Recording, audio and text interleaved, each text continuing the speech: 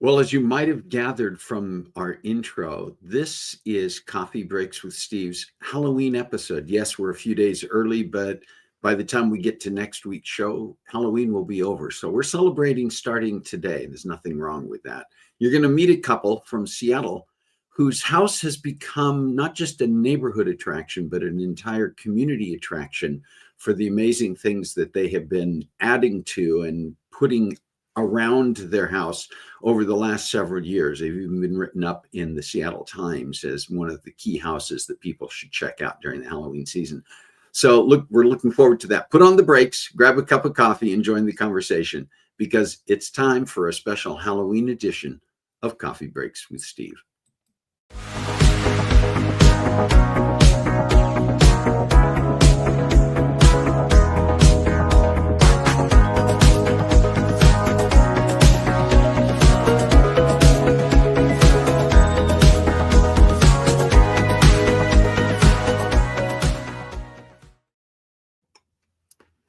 Well, welcome to Coffee Breaks with Steve. My name is Steve, and this is the show where we come together around our virtual coffee table each week and join the conversation to chat about interesting topics with amazing guests.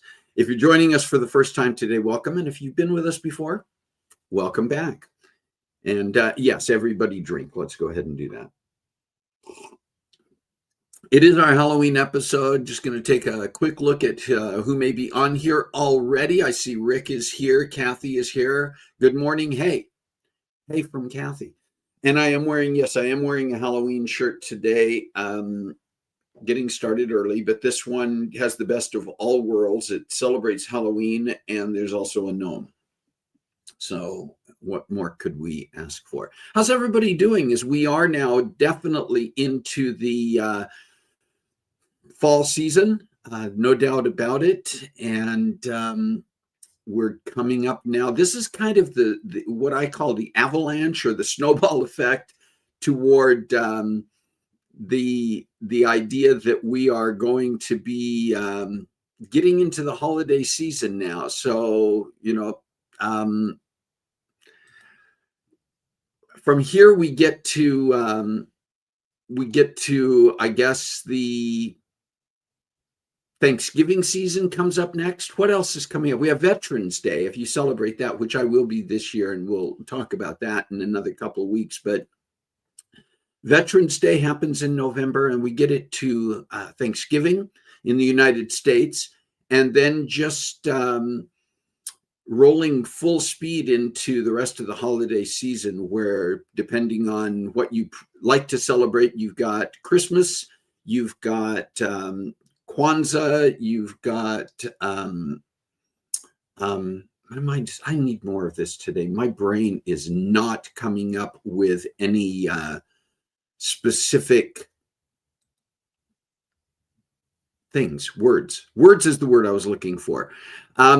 Anyway, if you're here, do make sure that you say hello and take part in the conversation today. We are monitoring the chat, and so we do ask that all comments be appropriate and tied to the show today. Hanukkah, thank you, Shalane. I don't know why. I think I was up late last night, and to be perfectly honest, I was finishing editing for today's show. Just one of those, the chat just had a lot of elements, and our guests provided me with a ton. And if I weighed them, it probably would come down to that. Photos and videos to complement the conversation. And I just had to go through going through so many of those to make sure I was utilizing the right ones, and could only use a small fraction of them. Hello, Shalane. Listening on one device, typing on another. Sure, that multitasking is okay. Kim Baker's here. Good meowing afternoon and happy Catterday. The Facebook feed is glitching badly. Hopefully that's not happening from our end. Oh, you got it sorted out. Okay. Yeah, the brain is glitching. Listen, that could be part of the reason that your Facebook acted like it was glitching, Kim. It could have been actually my brain trying to deglitchify.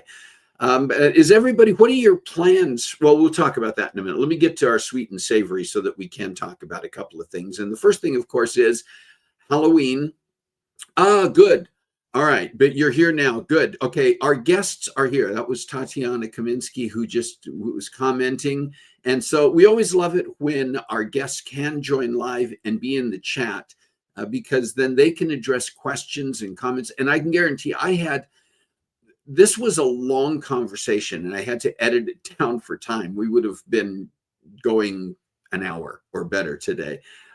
But even with that, I would be quite confident in saying that you're going to have some questions for Mark and Tatiana. And feel free, please, as we get into our conversation today, to ask your questions in the chat because they can respond quickly because they're here. That's always a good thing. All right, listen, what are your plans for Halloween? Is that something that you celebrate? Are you in a neighborhood where kids come around? And if so, what do you hand out? I know people who just do the standard, go to the store, buy a bag of mixed candy, or maybe you have a specific type of candy, or maybe you do something different. I saw recently somebody who got the little, you can get the little rings, that they give out as like party favors that light up and blink, and they hand those out. I know of someone else who traditionally would hand out an actual can of soft drink, soda. I don't even know how you manage to do that. But just what do you hand out if you give out candy? What do you typically like to focus on? And if you don't do that, like our neighborhood, we're in kind of an interesting neighborhood. There are families with kids here, but there aren't that many. It's mostly an older group that lives in our community here. And even though houses and the condos up the hill are all pretty close together, the first year I think we were here and had candy for Halloween, I think later in the evening we had some older kids, even teenagers, stop by. The year after that, we were not even home at Halloween. We were out of town, and so who knows. And then last year we had candy. Not one trick-or-treater came to our door. So we're kind of trying to figure out this year. Right now, the forecast in Spokane is that it's likely to be raining. We're not necessarily expecting any kids to come to the door, but the question is, do we get some candy just in case? Which then, if it doesn't, no trick-or-treaters come, Carol and I are munching candy. Don't need to be doing that. So we may just turn the porch light off and then watch some fun, scary movies or something. I don't know what we'll do, but I'm curious about some of your plans, and I'm seeing some things on here. Yeah, Carissa put down here, our director, Carissa, in her town, they do a Halloween parade. Yes, costumes. When we were living, this is what's fun. When we were in California a few years ago, we were living in an apartment complex that had like a big park in the middle of the apartment complex and a big courtyard and a number of buildings. And they would do things like every now and then the managers would sponsor a little get together with a barbecue and stuff over by the swimming pool. And every year that we were there for Halloween, they did a little costume parade. And when our grandsons were visiting us for Halloween, we'd take them down there to do that. We have pictures and video from a few years back of doing that. That's always fun when the community gets together to do something. Loving your comments on here. Yeah, let's see. I'm looking to see a bunch of yeah, election day happens where there's a bunch of leftover candy around, Tatiana says. Right. And again, Tracy Whitney is here. Hi, Tracy. Good to see you here. Carla, did I already say hi to Carla? I'm not sure that I did. Do say hi to us. I'm trying to keep up with the comments in the chat. We'll try to say hello to everybody. And definitely, once we get into our conversation, we want to hear from everyone. If you do you dress up for Halloween? You can see that I've got Halloween attire, and I am wearing socks that complement the shirt. I'm not going to lift my foot up here to show you on camera. I'll probably post some things on my Facebook page later. You can go there and look. But I do have an entirely different Halloween shirt to wear Friday on Halloween. But this is the one I'm wearing today because we are celebrating Halloween. Curious about what you do. Do you host a party? Do you go to a party? Do you sit down and watch scary movies? If you have a favorite scary movie to watch for Halloween or any time, what is your favorite movie? Or maybe it's a series, TV series that you like to go back and watch that would be related to this season. Let us know in the chat what you like to do. What else? I wanted to share this one with you. This was one that Carol told me about this last week. She learned about that there's been some studies done that saying, and this is particularly for women, although I'm sure it applies to men as well, but for older adults, walking just 4,000 steps 1 to 2 days a week may help older women live longer. A new study suggests that even modest movement can make a big difference for older women. Now, there's been a lot of studies over the years that say you don't have to be killing yourself with exercise to be healthy. Modest movement, anything is better than nothing. But this study says that researchers at Mass General Brigham in England found that taking just 4,000 steps once or twice a week was linked to a 26% lower risk of death and a 27% lower risk of heart disease compared to women who took fewer steps. Now, when they say, risk of death, obviously everybody dies sometime. I think they're talking about premature death here.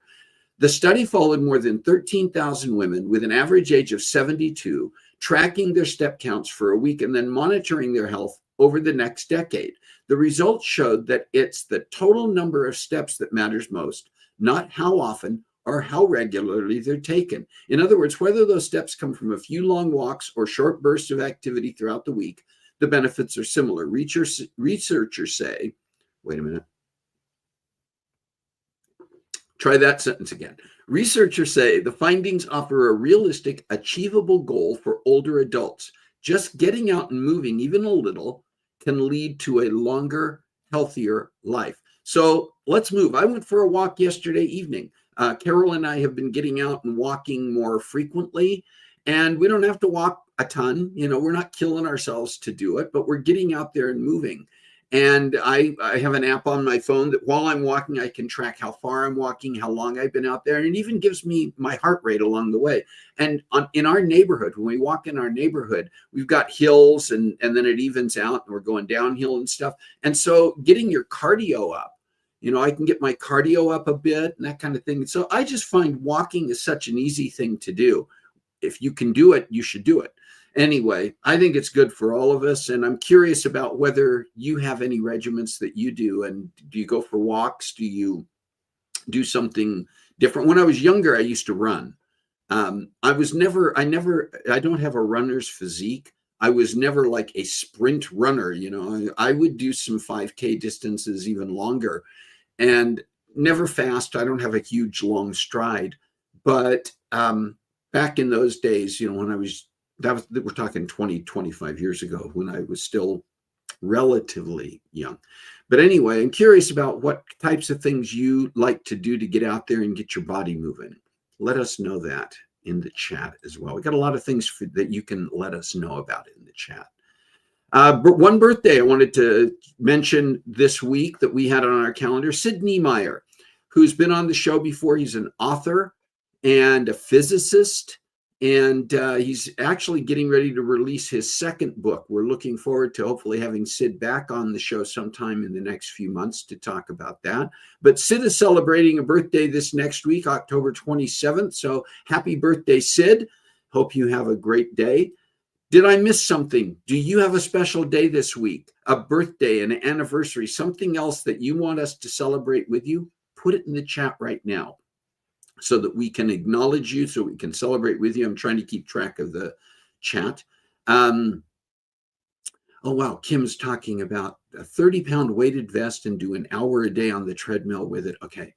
That's got to be making a difference. You got to feel that one for sure, Kim. That's good to stay healthy. Anyway, do you have a special day this week? Put it in the chat. You have a special day coming up, maybe between now and the end of the year, or even sometime next year, that you'd like to make sure we get on our calendar. You can send us an email at cbwsteve@comcast.net. You see it right there on your screen right now.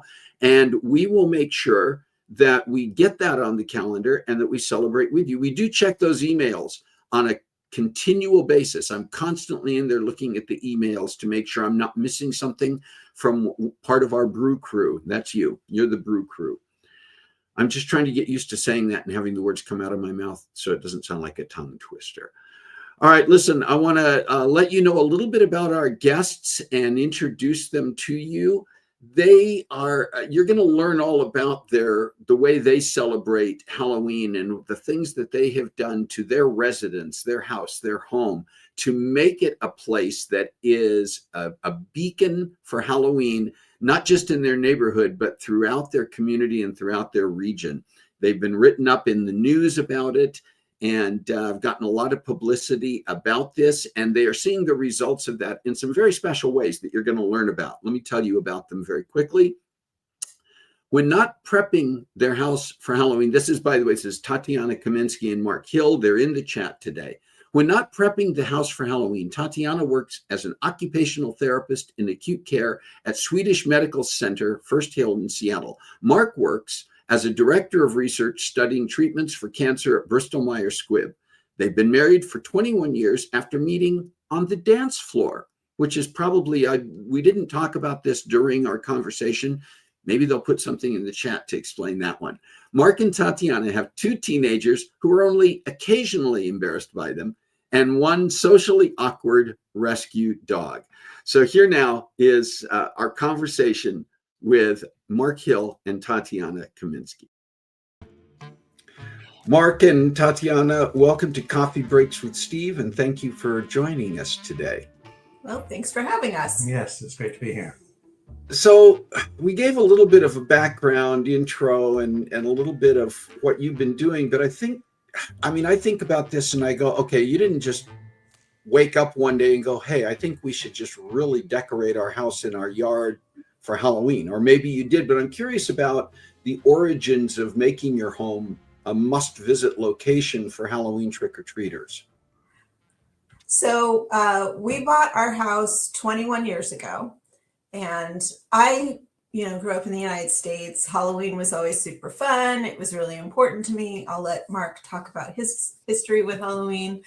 But I was very excited. We had our house. We were going to get trick-or-treaters. And, we had the candy. We were all ready. And we got like 5 kids because our street doesn't have sidewalks. And so all the kids tend to go a few blocks south where the sidewalks are, which makes sense. And I think at that point, I was like on a mission to make it where we would get trick-or-treaters. And so we were gradually adding, we'd add like a couple things a year to decorate the yard. When we had kids who were old enough, we'd all go and everybody got to choose one thing, and we would, just gradually increase it. And then the pandemic hit, and sort of through boredom and a desire to connect with other humans, shoved us off the cliff of reasonableness. And that's really where we started to spiral a little bit out of control. And we were using our driveway. Before 2020, we didn't use the driveway. But that year we used the driveway. We had the kids come down and we had the candy chute out of the dining room window. And we added a mural of Nightmare Before Christmas. Yeah. And Mark got your gargoyle was that year. Yeah, I think I got a gargoyle that year that I'd been looking at online for a number of years and decided it was time to go for it. So and it was fun and kids were excited, but I was stuck by the candy chute the whole time. And I like people. I like interacting with people and talking with people and seeing the kids in their costumes. And so the next year I said, well, the candy chute was fun, and I looked at Mark and I was just like, and you can say no. He said, okay, because that's always the, what crazy idea does my wife have? And I said, I was thinking we could have a fully automated candy chute. And he's like, I don't know how I would do that. And I said, well, here's an instruction thing online. So then he made it. Yep. Wow. And then we've been adding every year. And it's just kind of become this thing. And so now we are absolutely a place to go, and we get many more than 5 kids. I started so I have a little free library, which I've had for well over a decade. And I love books. I love reading, and Mark loves reading. We're just a reading family. And so, with the library, I was like, hey, wouldn't it be fun to give away books in addition to candy on Halloween? So I started giving books away, and we were trying to remember what year it was. It was pre-pandemic. I'm going to say it was like 2016, 2017, something like that. I had books just up at the door. Yeah, that's right. You would hand out books with the candy when kids came forward. They were all kind of surprised, but most of them pretty happy to take a book as well. So yeah, and then they would say, "Can I take one from my sibling, or can I take one from my friend, or how many can I take?" And my response to how many can I take is as many as you and your grown-up are willing to carry.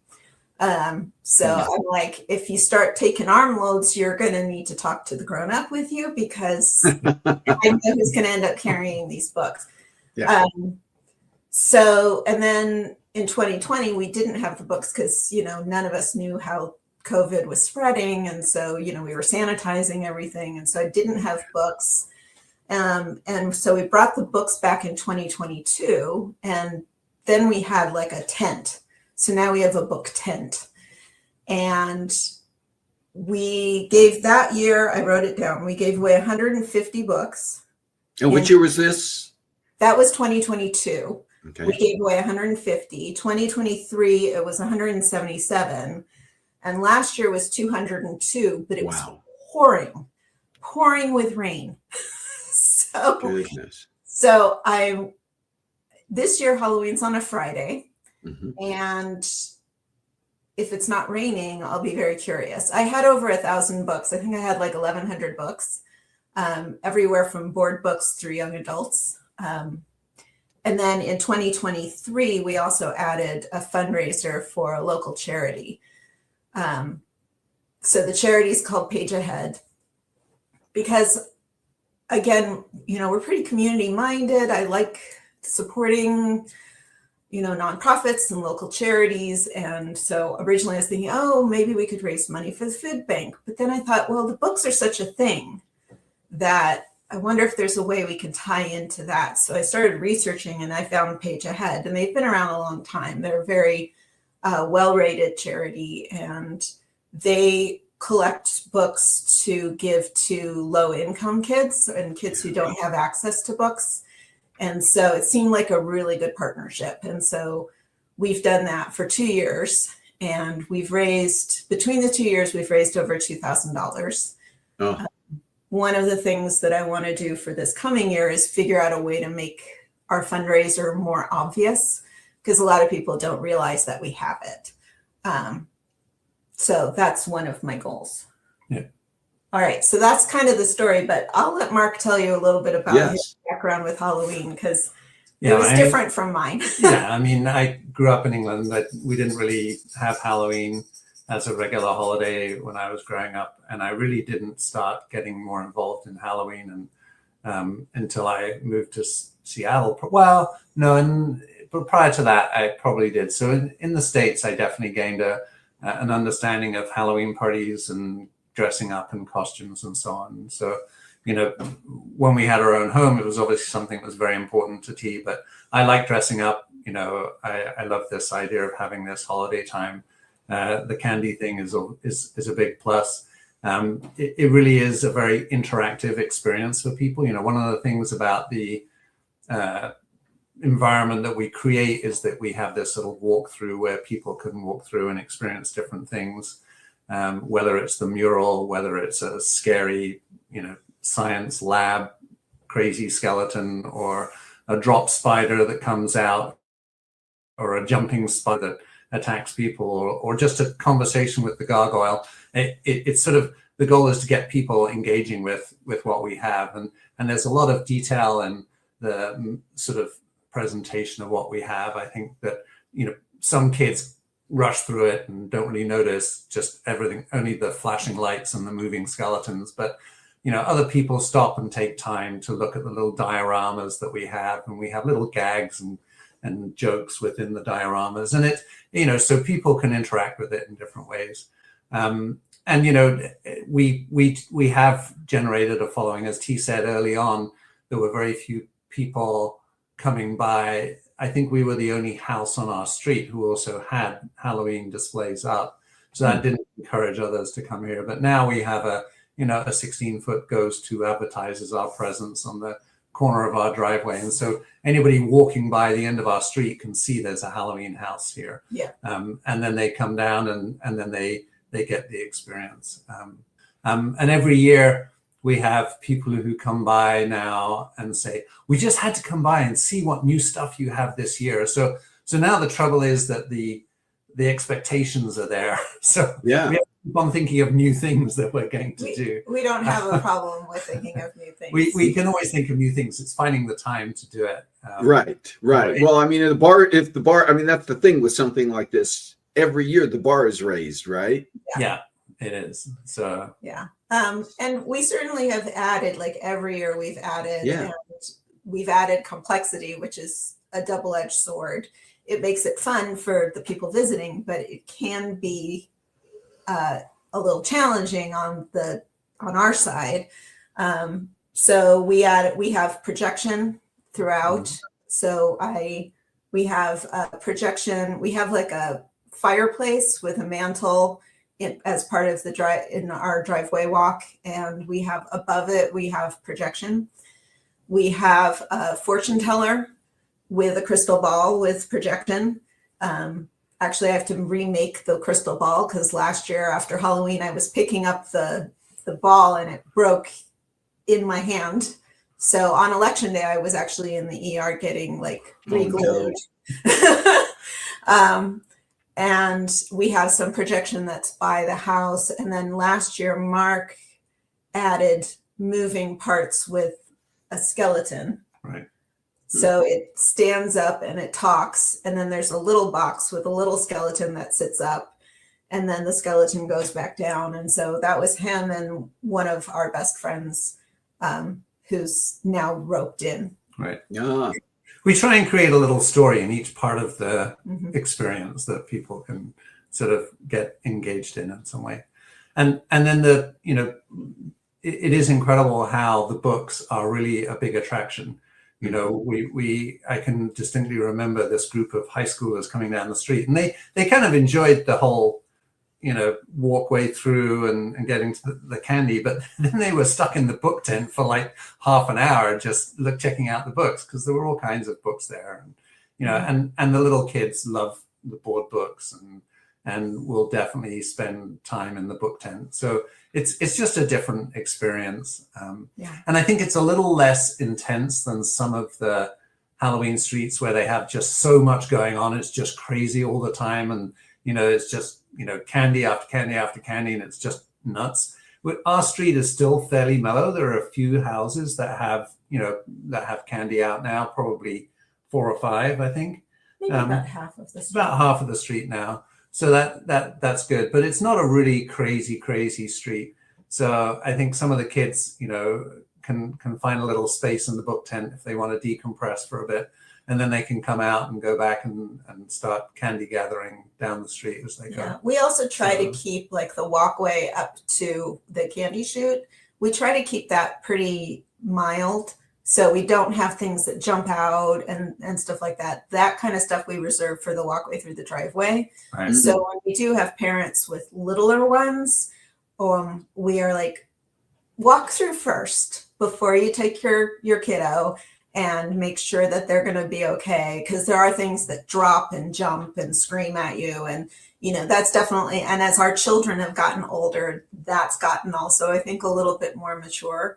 But I just wanted to go back to the books because there's a fantastic story that I love. When our older kid was in high school, a freshman in high school, the day after Halloween, they go to school and they were sitting in the class and they were listening. And this girl was saying, I went to this house and they were giving away books. And our kid went, I think that was my house. And this other kid was like, where do you live? And so they kind of compared notes, and turns out, yes, it was our house. And so this kid looks at our kid and goes, your mom is the Halloween book lady? And I'm like, if all I'm ever known for in my life is being a Halloween book lady, I feel like that's a life well lived.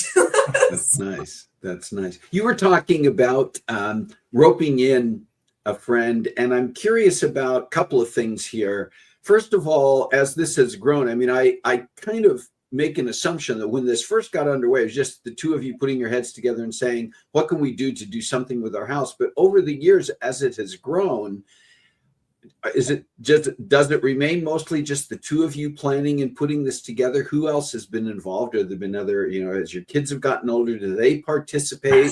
And what's really, how many hours do you think goes into this? You start, by the time we show this, now we're recording this quite a bit before, like 3 months before Halloween is when this is being recorded, just for the sake of transparency to viewers, because it starts to get busy for you well before Halloween. And I'm just curious about how the lead up to this takes place, what's happening in the planning process and in the actually putting together process.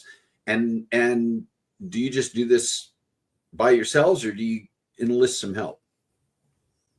We do it largely the two of us, really put the ideas and decide on where things are going to go and how it's going to fit together. And again, it is incremental each year. So we have an idea right now of where most things are going to go, right? We have it all packed away in a storage unit. We'll pull it out, put it together. I'll start putting up the tarpaulin that covers our driveway and creates the walk area with a water. It provides, shelter from the weather. I'll put that up in mid-August, probably. No, we usually put that up at the beginning of October. No, I put that up in September last year. Did you? Yeah, it normally is out it's up for at least six weeks. Yeah, we start in earnest putting stuff out like October 1. And we have a kid down the street who has grown up with us. I think he's like 6, 7 years old now. Yeah, a little older now. He and his dad come by like every day to see the progress. Right. And I think he probably went through the walkway about 25 times last Halloween. He's definitely our biggest fan. And so we kind of run ideas by him, I think, is like he's starting to be a consultant. But they say we know it's October when we start seeing stuff going out. So, the day after Halloween, we actually have a spreadsheet and we put things on the spreadsheet like, okay, these need to be repaired. This has to be streamlined. That didn't work. So, and are you already then brainstorming for additional things that within that time frame as well? You're already planning ahead throughout the whole year. We had to replace the cover on the driveway this year, so I actually built that whole thing last month and put it all up to make sure it'll all work, and then put it away again, so that now I know it can be put up fairly quickly. Mm-hmm. And it is a lot of work. There's a weekend every year when I think we are never going to get this done. And he always says, we're not doing this next year. We're not doing this next year. I can't believe that I'm still doing this. This is crazy. Things aren't working the way they should, and I'm just desperate. And that, I think, last year was when our friends took a little pity on us. And I was like, can you help with this? Can you help with that? And they said, oh, sure. And they were starting to get into it. So I'm hoping that they will not have been deterred after last year's experience. I think they're good to do it again this year. No, I mean, our friend Ethan is already talking about, and we can add this and we can add this. So they've been roped in. Our children do help. Okay. But we have a little bit of a backwards relationship in our household where the kids are like the voice of reason and the parents are like, so the children have forbidden us from having a fire-breathing dragon on the roof of our house. And we are still thinking about how we could possibly make that happen. And they keep saying, no, you can't have a fire-breathing dragon on the roof. And we're like, what could go wrong? What could possibly go wrong? So they definitely help. I mean, they do help, and they kind of come up with ideas, but in some ways I feel like they tolerate us. They have had to put up with this and deal with the reality. They definitely put up with it. And they're good sports about it, but I don't think it's, they don't have the same engagement that we do. When you have a project like this, I mean, I'm just thinking out loud here that there must be, from a budget standpoint, there are, even when you're doing a lot of handmade, homemade stuff, there has to be a certain amount that you have to set aside each year from a budget standpoint to be buying things, creating things. I don't know how much extra electricity or other, utilities may go into some of this, but do you find it to be something that you've now had to plan your budget for? Or does it pretty much fit into other things that you can plan for throughout the year? I think because we've added gradually and we do reuse a lot of components, we also do things like the day after Halloween, we go and shop for all the stuff that's marked down on clearance. Yeah. And so we do that. And like the books, those are almost exclusively donated. Okay. So some of it's like books that our children have outgrown. And so those get put into the mix.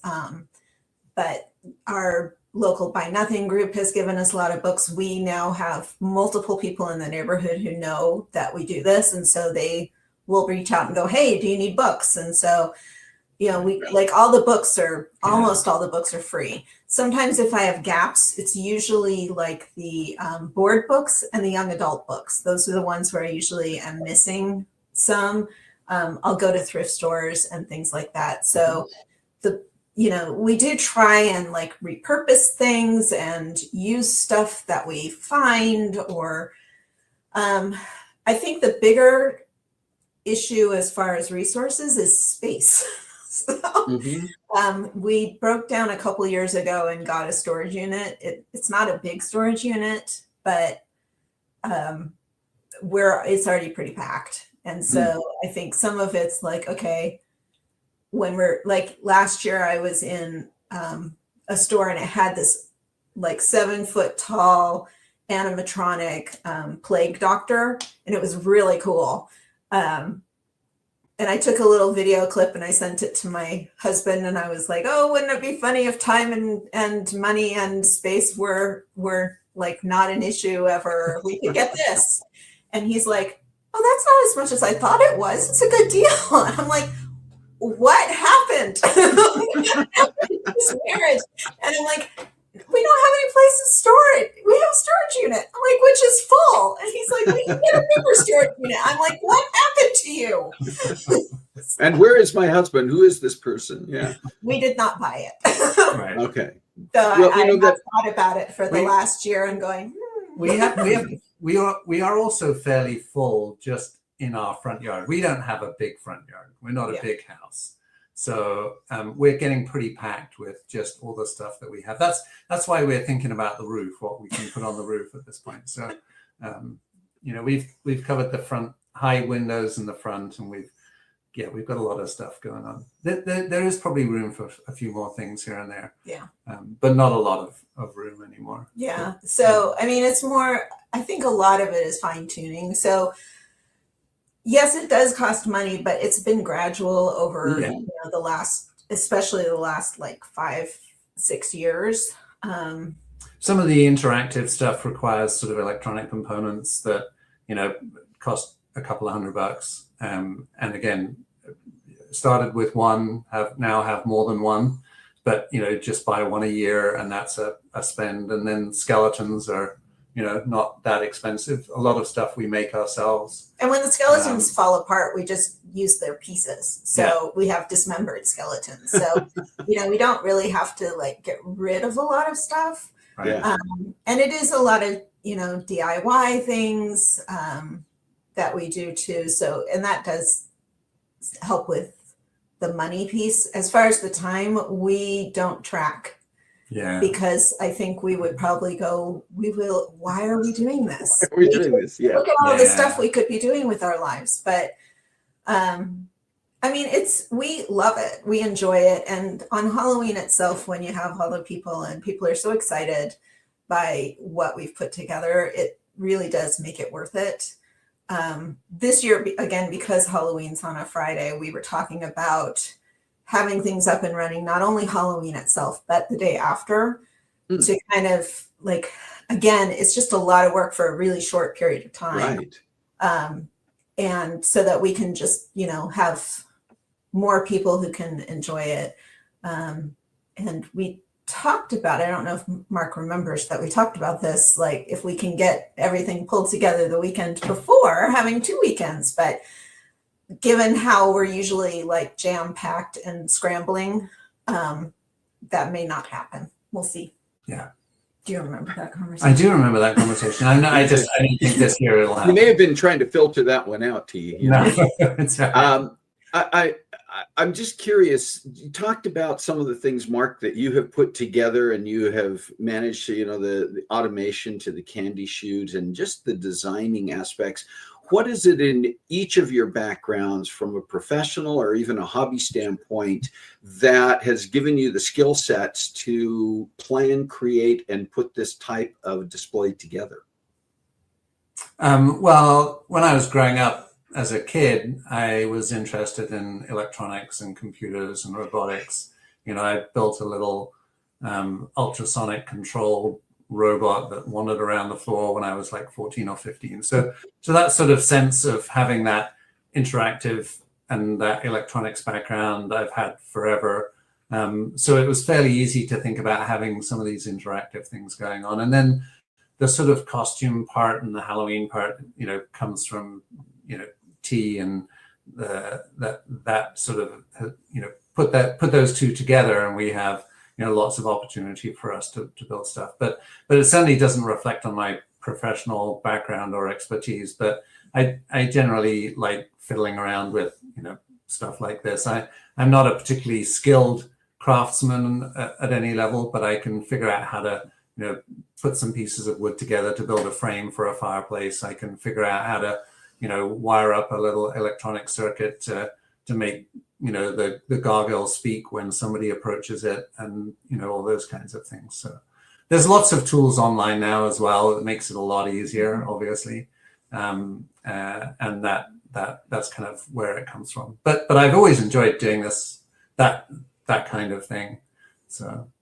And T, what about you? I mean, do you have like an artistic background, or are you mostly the person who creates the honey-do lists and says, all right, Mark, here's what else we're going to need? You know, it's funny. My sister is an artist, and I think when you grow up with a sibling who's super good at something, you kind of go, okay, that's their thing. I am actually a really creative person. I get paid sort of to be creative, but I'm in healthcare, and so kind of doing a lot of problem solving. But as far as like the artistic side of things, that was much later in my life. Mm-hmm. But typically the way it works, I mean, it really is a partnership. Mark takes care of a lot of the like technological side of things, though not all, because I've done a lot of the projection is me. And I'm certainly pretty capable with that kind of stuff. But as far as like the building of the big infrastructure stuff, that's typically him. My things are more of like the little details. All the detail stuff tends to come from me. Mm-hmm. So, you know, like I started making these dioramas, again, partly because of space. Like we don't have a lot more room to put things. So I make these little dioramas because they're small. And so we can just put them in different places. And so, you know, I buy like models or I create things and I put in so much detail. So I just have little things hidden in there. So lots of references to like pop culture and stuff we've read. So it's definitely a partnership. And, you know, the kids help too. The very first diorama I did was a kit that was like a bedroom set, like one of these models. Mm-hmm. And then we just hauntified it. So, you know, it has like splash marks and things and stuff is burned and like there's bloody handprints and like a creature in the window. And the kids helped me with a lot of good things. Like, how can we make this horrible? And so kids are good at that, aren't they? They are. And so, yeah, I think it's very much like it's a joint effort. It's not really one or the other. It's really both of us. And we do problem solving. I do a fair amount of, hey, I have this idea. And then Mark, like the candy shoot. And Mark's like, oh, let me figure out how to make that happen. Make that work. I mean, one of the dioramas I made last year was a Barbie seance. And so I said, I need to make this Barbie's head spin in a circle, like all the way around. And you know it's love when your spouse doesn't go, what are you talking about? But it says, which direction and how fast? How many RPMs do we need on this? Exactly. Oh my gosh. Well, Mark and T, as we wrap up here today, first of all, I want to thank you again for taking the time to join us on Coffee Breaks with Steve. As people are considering, and maybe people in the Seattle area, or as you said, you know, they could be within driving distance. Can you give us a little bit of an idea? I don't know that you necessarily want to give out your home address, but what neighborhood people can find you and where they can come if they want to check out your house and your display for Halloween. Yeah, we are in the Maple Leaf neighborhood in Seattle. So it's in the northeast area, kind of near Northgate. Our cross streets are Roosevelt and 97th, and at Halloween time, you can't walk by our house and not notice us. So you'll find it. If you're in that area, you'll find it. Well, once again, thank you so much for taking the time to share. We look forward to seeing what 2025's Halloween will bring. We wish you great haunts and clear skies this year for it, and look forward to getting maybe a report afterward about how everything went this year.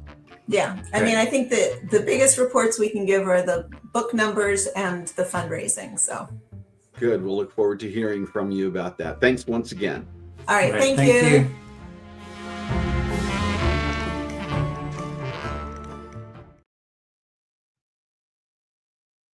All right. Great conversation. I don't know what's going on with my lighting here. I think it's because it's getting darker outside. That just looks weird. Maybe it fits for the theme because I kind of look orange and Halloweenish here. So we're just going to let it ride for now. Yeah, that was a great conversation. Tatiana and Mark, thank you as well for being in here, taking part in the chat. There were some, I think, great questions and comments. And again, there was so much. I say thank you again, Tatiana. I reached out a couple of different times, said, can you provide me with some pictures and some videos from what you've done over the years?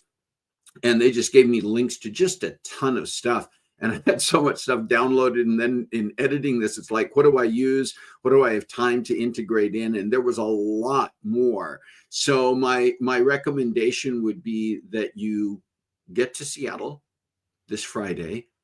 I don't care what the weather is. And get out to the neighborhood. We posted those neighborhood directions out here. Yeah, and I see Kim said, would you be able to post pics of your finished product this year on the Coffee Breaks with Steve page so we can see? I'll leave that up to Tatiana and Mark. We will be doing follow-up. They may have some stuff they can share with us. They may have some stuff they can put up on their own Facebook page. Tatiana has a Facebook page where she does post updates on what they're decorating their house, but it's a lot tied to her crafts that she does as well. And so the lighting is perfect. Yeah, I don't know what's going on with the lighting. We'll worry about that later. I feel like somehow it works. But we will here. Let's do this. I don't know that that's better, but anyway. Hey, I do want to share some things that are going to be coming up in the next few weeks. We've got some great things planned, really coming up and taking us through pretty much the remainder of 2025. So take a look at this.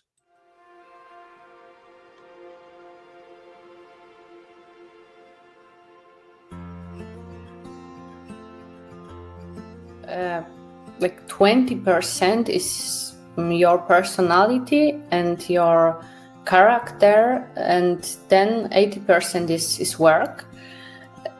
So it's a little bit also for me like with sport, yes, but so we need the very skilled body to play the piano, especially like the whole body, because we see that pianist is playing with fingers, but the fingers are the end of the whole machine, yes, which is playing.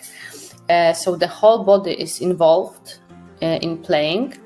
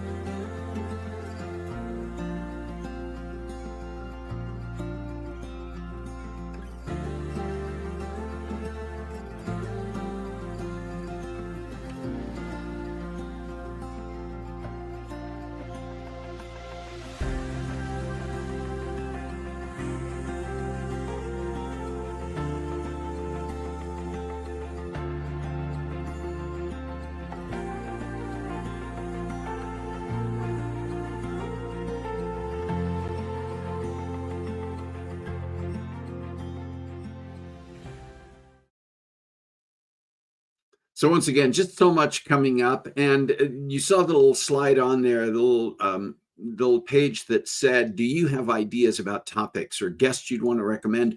Tatiana and Mark were here because Chelan knew Tatiana from working together at Pacific Northwest University. And so many of our guests, so many of our topics come from you, the Brew Crew. You, the Brew Crew. I love that.